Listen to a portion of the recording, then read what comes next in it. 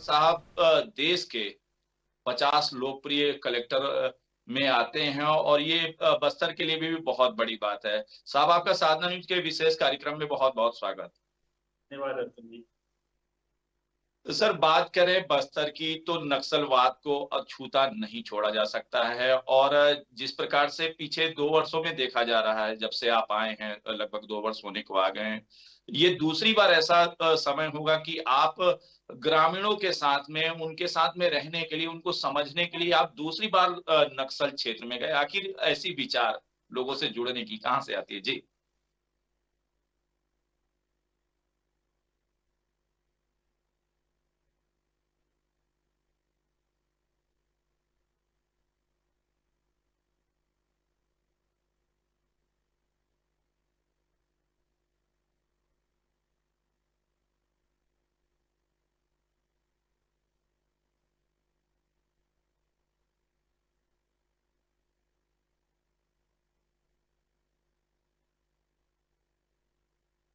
जी, मैं अपनी बातों को फिर से पुनः दोहरा रहा हूं सर।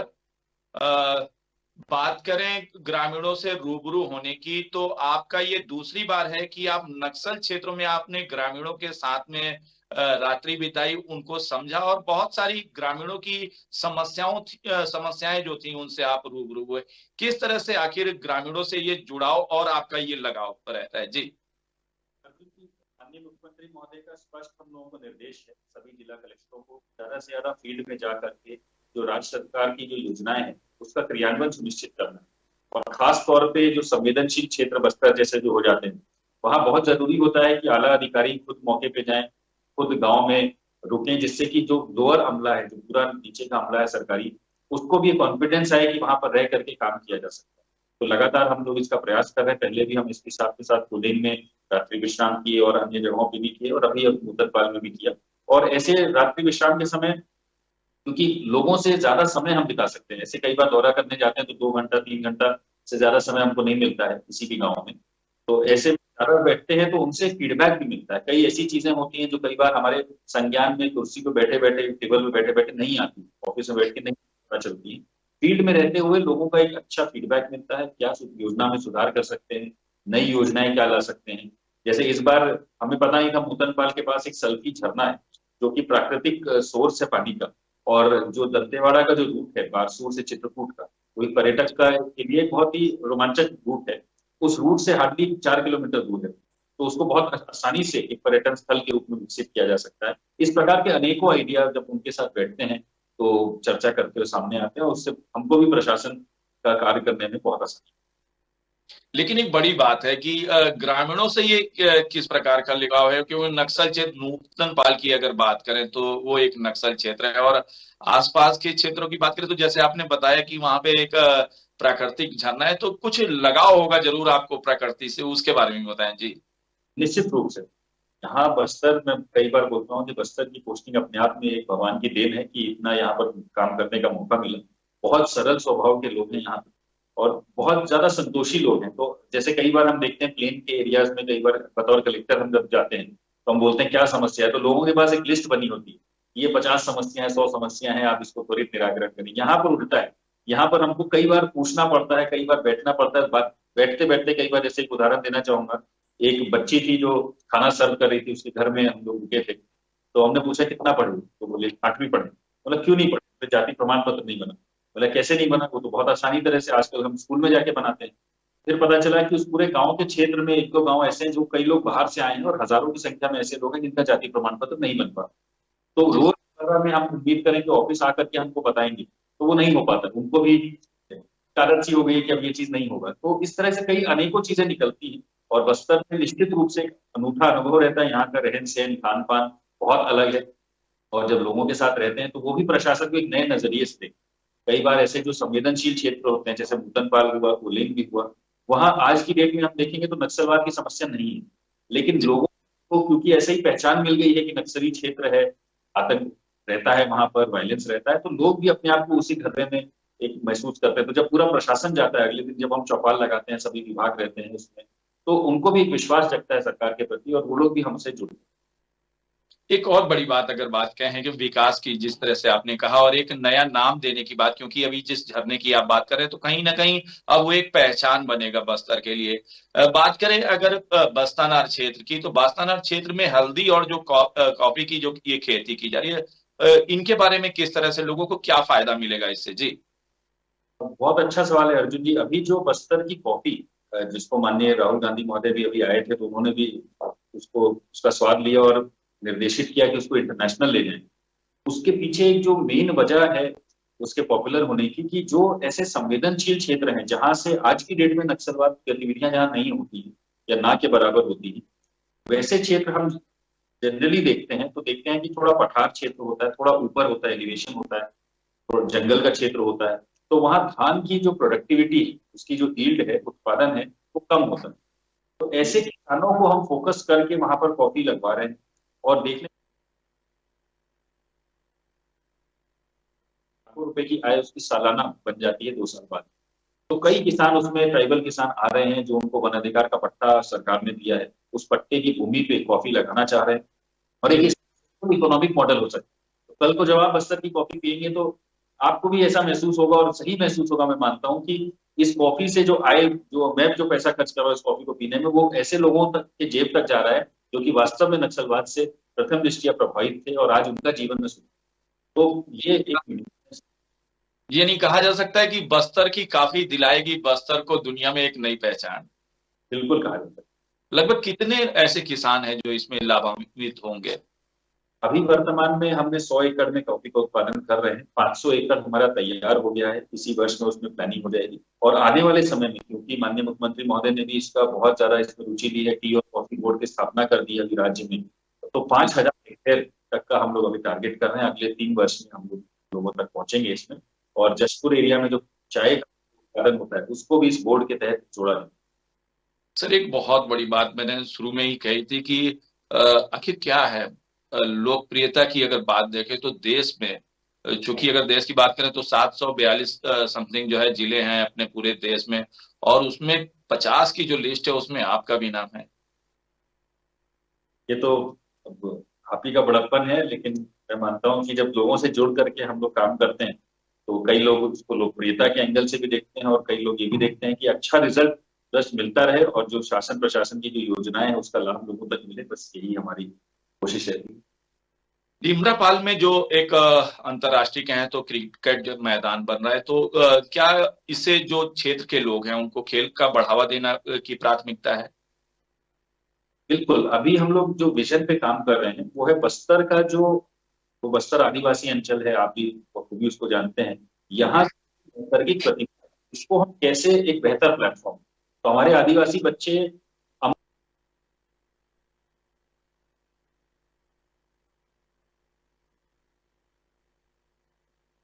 तो हमारे बच्चे नैसर्गिक रूप से एथलेटिक्स करते हैं, दौड़ भाग में बहुत तेज रहते हैं, साथ में आर्चरी का बहुत ज्यादा उसमें रोल रहता है, और दूसरा दौड़ भाग से रिलेटेड और जो खेल खेल होते हैं, चाहे हॉकी हो चाहे फुटबॉल हो, उसके लिए उनमें एक रुचि रहती है और एक प्रतिभा रहती है।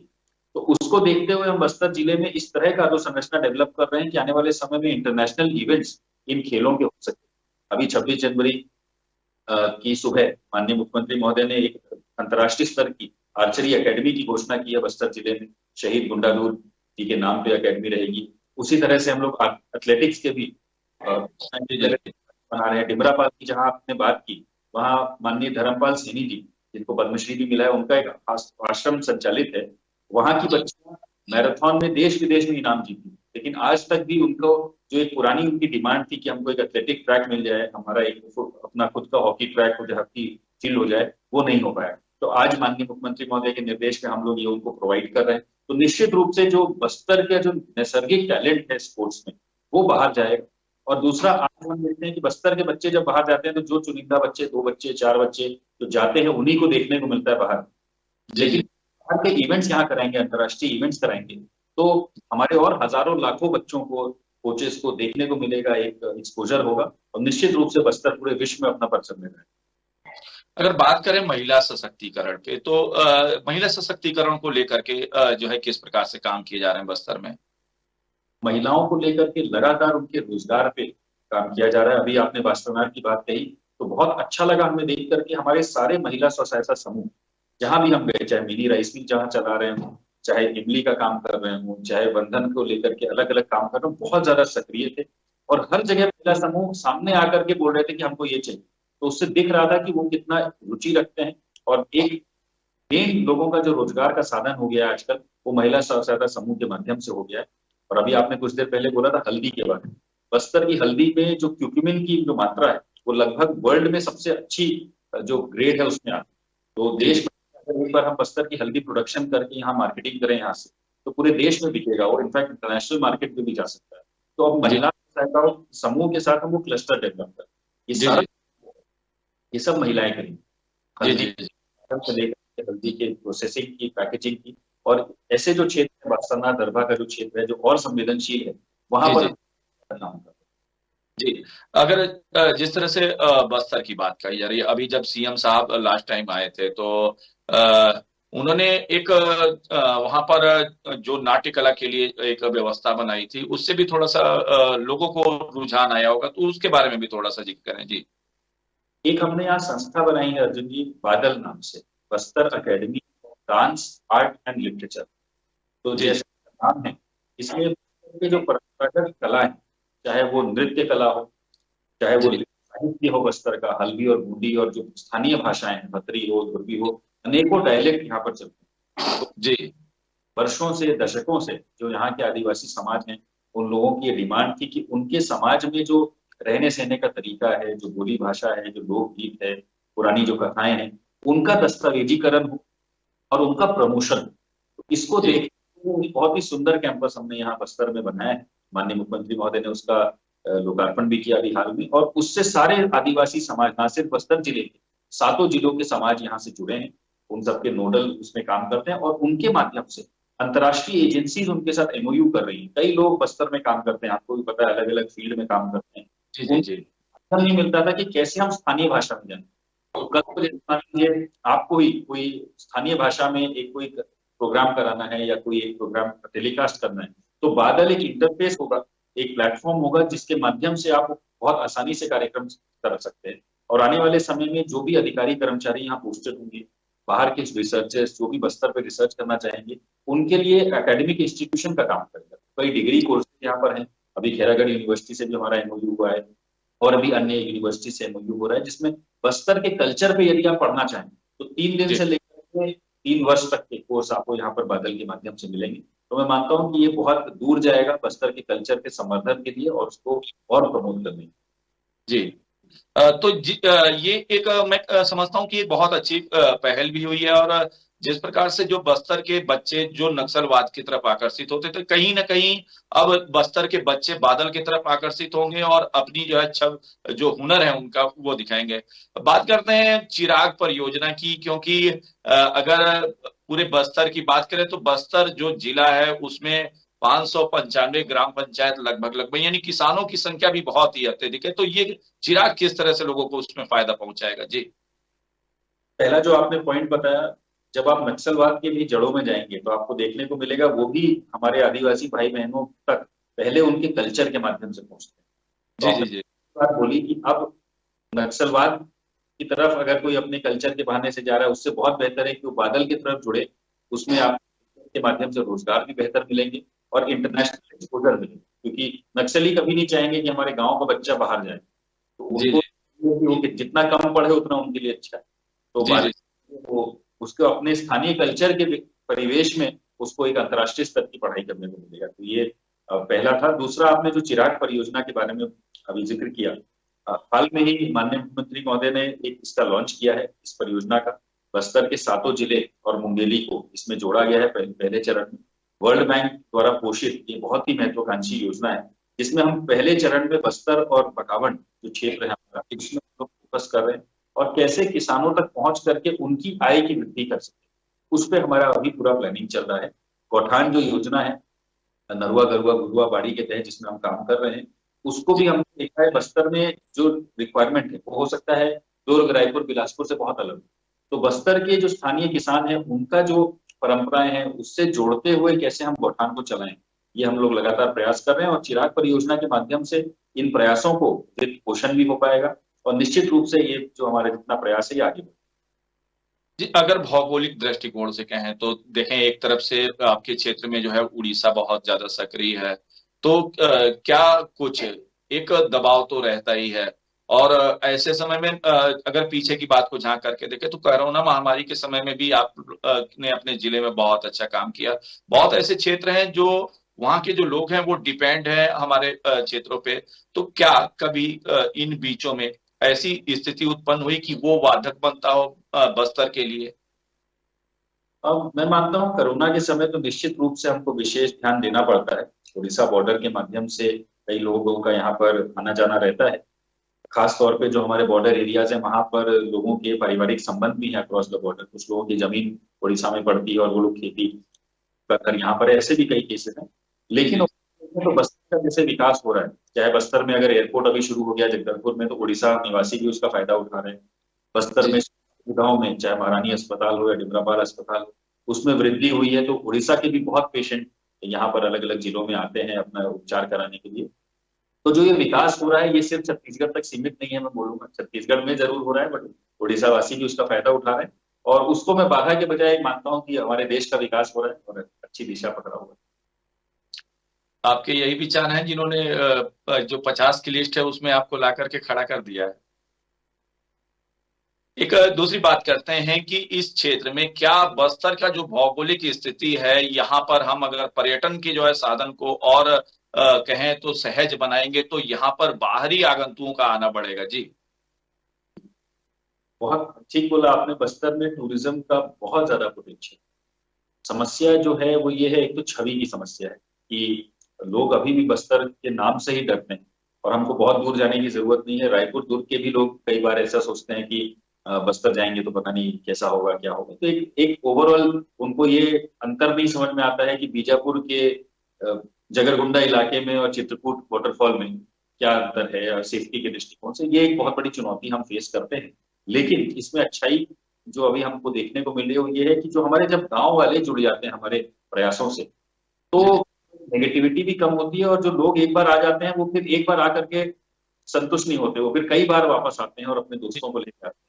तो होमस्टे का कॉन्सेप्ट है कि आप बस्तर में आइए, ठीक है, होटल तो हमारे अच्छे होटल्स हैं यहाँ पर, उसमें आप रुक सकते हैं। लेकिन एक आदिवासी घर में आपको निमंत्रण दिया जाएगा, वहां पर आप स्टे करिए और उनके स्टाइल में रुकिए और जी उनके स्टाइल का खाना पीना, और उन्हीं के द्वारा आपको पूरा घुमाया जाएगा। जी ये जो इसकी वजह से बहुत अलग अलग तरह के पर्यटक वापस आ रहे हैं, वो और रिकमेंड कर रहे हैं, और एक जो भ्रम है बस्तर को लेकर के वो जी टूट जी जी। अगर बात करें देवगुड़ियों की तो कहीं ना कहीं मुझे लगता है जो प्रदेश के मुखिया के मन में ये जो विचार आया देवगुड़ियों को जो है फिर से खड़ा करने का, उनका सौंदर्यीकरण कराने का, ये भी मुझे लगता है कि एक बहुत ही ज्यादा फायदेमंद सिद्ध होता होगा। जी जी बिल्कुल। किसी भी आदिवासी गांव में आप जाएंगे तो देवगुड़ियों का बहुत ज्यादा महत्वपूर्ण उसमें स्थल रहता है।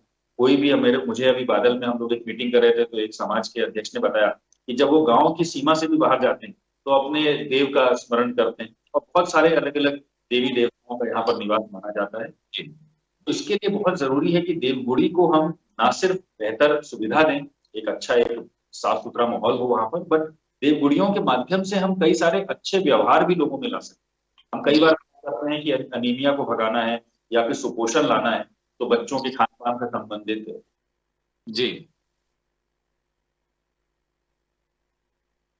अंजलि। कई हमारे जो इंडिकेटर्स होते हैं, हेल्थ के इंडिकेटर्स हो, न्यूट्रिशन के हो, वो सब व्यवहार पे डिपेंड करते हैं। और देवगुड़ी बहुत एक अच्छा स्थल बन जाती है जब लोगों के व्यवहार परिवर्तन के लिए हम उनको कन्विंस कर सकते हैं। जी तो जी काम हो रहा है, दंतेवाड़ा जिले में बहुत अच्छा काम हुआ है, बस्तर में भी काम हो रहा है। और माननीय मुख्यमंत्री महोदय ने बस्तर विकास प्राधिकरण के माध्यम से भी सभी जिलों में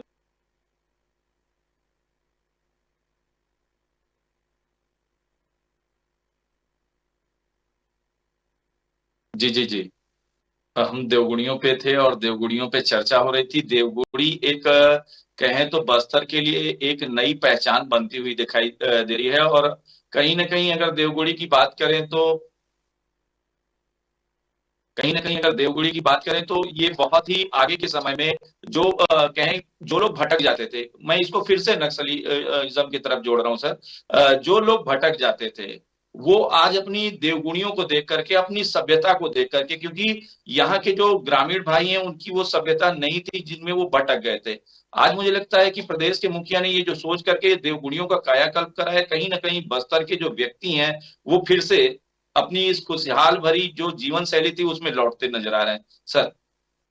बिल्कुल सही बोल रहे हैं आप। और मैं एक अपना पर्सनल अनुभव साझा करना चाहूंगा सर, कि लगातार समाज की तरफ से, जैसे मैंने बताया, डिमांड आती थी कि भाषाएं कहीं। मैंने देखा हाट बाजारों में जब भ्रमण किया, कई पर्यटक स्थलों में भी भ्रमण किया, तो देखने को मिला कि जो युवा पीढ़ी है वो अभी हल्बी और गोंडी तो बोल पा रही है, लेकिन जो और डायलेक्ट्स होते थे, खतरी के, पूर्वी के और भी अन्य अनेकों डायलेक्ट्स होते थे, वो अब उनके पकड़ से हट रहा है। और कहीं ना कहीं एक जो हम लोग बोलते हैं अंग्रेजियत, कि भाई जी बोलना ठीक है, हर भाषा की अपने गुण है, अपने अवगुण है, आप जी उसको जी सीख। आपको हीन भावना नहीं आनी चाहिए। अगर आप हल्बी बोल रहे हैं, आप हिंदी बोल रहे हैं, छत्तीसगढ़ी बोल रहे हैं, तो हीन भावना नहीं होनी चाहिए कि मैं अंग्रेजी नहीं बोल पा रहा हूँ, मैं ये जी भाषा है। तो वो हीन भावना के चलते वो अपनी जो स्थानीय भाषा है उस पर कम ध्यान देते हुए बाकी चीजों पे ज्यादा ध्यान दे रहे थे। तो वो मैं मानता हूँ कि अभी बदला भी जा रहा है। जब सरकार फोकस करेगी देवगुड़ी पे, बादल जैसे इंस्टीट्यूशन पे, ऐसे कोर्सेज पे, जब बाहर के लोगों को देखेंगे कि आकर के हल्बी सीख रहे हैं, तो उनका भी हल्बी के प्रति जो रुझान है वो मैं मानता हूँ कि बढ़ेगा। और इसी जी तरह चीजों को प्रमोट करता जी। एक कहें तो बड़ा ये सकारात्मक प्रयास भी है, क्योंकि जो क्षेत्रीय भाषा है वो जीवित होनी चाहिए। क्योंकि हम बहुत सारी ऐसी चीजों को जो खत्म होती चली जा रही हैं उनको हम सहेजने का जो है उपाय कर रहे हैं। कुछ बस्तर के जो हमारे युवा हैं उनके लिए आपके कुछ संदेश हो तो। हूँ। बस्तर के युवाओं के लिए मेरा यही संदेश रहेगा कि आप किसी भी फील्ड में आगे बढ़ना चाहते हैं तो आपके लिए पूरे देश के, पूरी दुनिया के दरवाजे खुले हैं। आपको अपने आप को ये नहीं महसूस करना है कि मैं छोटी जगह से आता हूँ, जंगल झाड़ी वाली जगह से आता हूँ, ऐसी जगह से आता हूँ जो बदनाम है किसी भी कारण से। आपको अपनी क्षमता पे विश्वास रखना है। और मैं व्यक्तिगत रूप से ये मानता हूँ कि बस्तर में अपार संभावनाएं, हमारे इतने नेचुरल रिसोर्सेज हैं, हर एजुकेशनल रिसोर्सेज हैं, अभी स्पोर्ट्स में भी रिसोर्सेज हम बना रहे हैं। अपार संभावनाएं यहाँ के युवाओं के लिए, चाहे वो कॉलेज में पढ़ रहे हो, चाहे वो कॉलेज पास आउट है, उद्यम की दिशा में आगे बढ़ रहे हो, तो हमारे थिंक भी जैसे जो प्रोजेक्ट्स हैं वो उनको रोजगार के अलग अलग तरह के जो प्लेटफॉर्म्स हैं उसमें जोड़ सकते हैं। और हमको हार नहीं माननी चाहिए, हमको आगे बढ़ते रहना चाहिए। और मेरा यही सपना है कि बस्तर के युवा पूरे देश में, विदेश में अपना परचम लहराएं। तो आज विशेष चर्चा में हमारे साथ में मौजूद थे बस्तर के कलेक्टर रजत बंसल साहब, और उन्होंने बताया कि किस तरह से यहाँ के जो युवा हैं उन पे एक विशेष फोकस देने की उनको जरूरत है। उनको ये निराश होने की जरूरत नहीं है कि हम बस्तर से हैं। वो अपनी जो है आत्मविश्वास को बनाए रखें और बस्तर का नाम करें। बहुत सारे विभिन्न मुद्दों पे और बहुत सारी विभिन्न जानकारियों पे हमारी बात हुई, और आपने हमारे लिए अमूल्य समय निकाला, इसके लिए बहुत बहुत धन्यवाद। Back to studio.